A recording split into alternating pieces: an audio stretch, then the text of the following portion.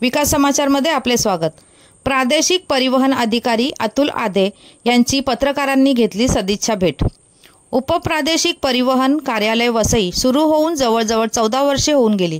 त्यानंतर वसईला मागील 4 महिन्यापूर्वी प्रादेशिक परिवहन कार्यालयाचा दर्जा मिळाला होता।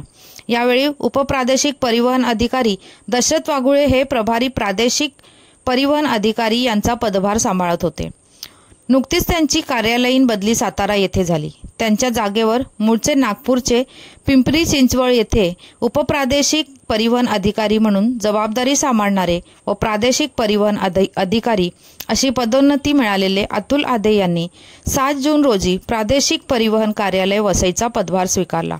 त्यांनी पदभार स्वीकारल्यानंतर श्रीमती शहनाज शेख, कोकण विकास वसई तालुका प्रतिनिधी रफिक मेमन फास्ट न्यूज संपादक व Nazir Mullani all India news reporter यांनी प्रादेशिक परिवहन अधिकारी वसई अतुल आधे यांची सदिच्छा भेट घेतली व पुष्पगुच्छ देऊन त्यांचा सत्कार केला व त्यांच्या पुढील वाटचालीसाठी त्यांना शुभेच्छा दिल्या।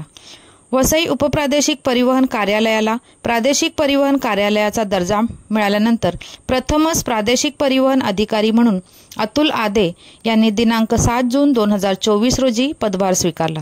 अतुल आधे आरटीओ कार्यालयाचा दर्जा मिळाल्यानंतर पदभार स्वीकारणारे पहिलेच अधिकारी म्हणून त्यांच्या नावाची नोंद होणार आहे।